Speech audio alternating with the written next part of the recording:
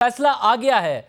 आप समझते हैं कि एक बहुत अहम संग मील है, क्योंकि सुप्रीम कोर्ट की तरफ से भी पार्लियामेंट की जो कानून साजियाँ थीं उनके खिलाफ बहुत राय आती रही। जो हुकूमती मामलात थे उनमें मुसलसल मुदाखलत होती रही। वज़ीर आज़म को पाबंद किया गया कि वो खुद फैसले नहीं करे, बल्कि काबीना का फैसला जो है वो हुकूमत का फैसला माना जाएगा। बट चीफ जस्टिस के इख्तियार पर नहीं कोई कॉम्प्रोमाइज़ हो रहा था। आप समझते हैं एक अहम मोड़ है बहुत।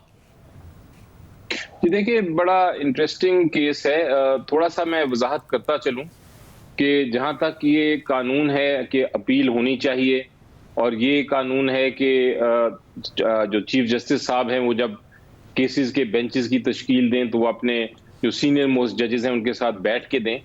ये बड़ी अच्छा कानून है और ये कानून साजी होनी चाहिए थी।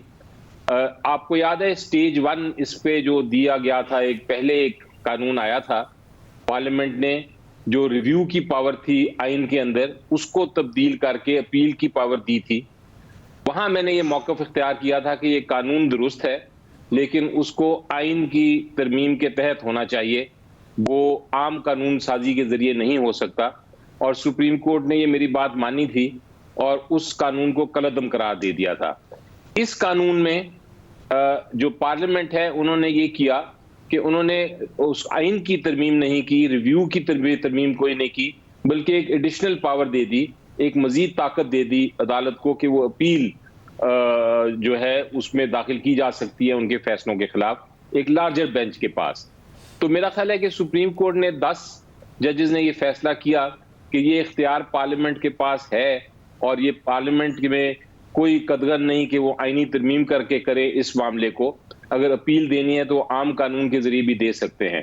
तो मेरा ख्याल है अच्छा, ये कानून भी अच्छा है और ये फैसला भी एक तरह से दुरुस्त इस तरह है कि पार्लियामेंट की जो सुप्रीमेसी है उस पर दोबारा से रीइटरेट कर दिया, वजाहत कर दी कि पार्लियामेंट कोई भी कानून बना सकता है एज लॉन्ग एज वो कानून आइन के खिलाफ ना हो। अगर आइन के खिलाफ होगा कानून तो फिर उसको कलअदम करार दे सकती है सुप्रीम कोर्ट। और तो अली जफर साहब, हमने 184(3) का बेदरीग इस्तेमाल भी देखा। चीफ जस्टिस के पास ऐसे इख्तियारात भी देखे जिसको वो साथी जजेस के साथ भी बांटने को तैयार नहीं थे। आपको लगता है ये भी एक अहम डेवलपमेंट है कि 184(3) का एक तो अगर इस्तेमाल हो तो वो चीफ जस्टिस की अकेले की सवाबदीद ना हो, और अगर फिर इस्तेमाल हो तो उस पर किसी को अपील का हक भी हासिल हो, क्योंकि सुप्रीम कोर्ट फाइनल है, वहाँ से फैसला आ जाए और फिर बाद में किसी को अपील का हक इख्तियार भी नहीं होता। जी, हमने देखा, बहुत अरसे से देखा कि आर्टिकल 184(3) का इस्तेमाल किया जा रहा है, और कई बार हमने देखा कि उसका इस्तेमाल सुप्रीम कोर्ट ने उन मामलात में किया जहां सुप्रीम कोर्ट को कोई मुदाखलत नहीं करनी चाहिए थी। स्टील मिल का एक बड़ा फेमस केस है, आपने देखा, वो भी आर्टिकल 184(3) के तहत उन्होंने प्राइवेटाइजेशन जो हो रही थी स्टील मिल की उसको खत्म कर दिया। इसी तरह रिको डिक का केस है, जो कॉन्ट्रैक्ट्स बने हुए थे, जो मुआहदे थे, उनको कलअदम करार दे दिया आर्टिकल 184(3) के तहत। तो बड़ा तनकीद थी सुप्रीम कोर्ट के इन फैसलों के ऊपर, और कहा जाता था और दुरुस्त कहा जाता था कि सुप्रीम कोर्ट को एहतियात करना चाहिए जब आर्टिकल 184(3) का मामला आता है। वो फाइनल फैसला होता है और उससे बड़ा नुकसान हो सकता है, मईशत को भी नुकसान हो सकता है, जो हुआ। तो उस लिहाज से ये एक खुशाइन बात थी और खुशाइन बात है कि अब से फैसला जो है कि कौन सा केस लेना है, कौन सा नहीं लेना, क्या बेंच बनना है इस मामले में आर्टिकल 184(3) के तहत, वो भी चीफ जस्टिस अपनी मुशावरत से करेंगे। और अगर कोई बेंच ने गलत फैसला किया तो फिर उस फैसले के खिलाफ एक अपील भी दायर हो सकेगी। तो ये बड़ी देर से डिमांड थी सारी बार एसोसिएशंस की भी, और वो डिमांड आज मेरा ख्याल है फाइनलिटी पे पहुंच गई, जहां सुप्रीम कोर्ट ने 10-5 मेजॉरिटी से ये फैसला कर दिया कि अपील भी होगी।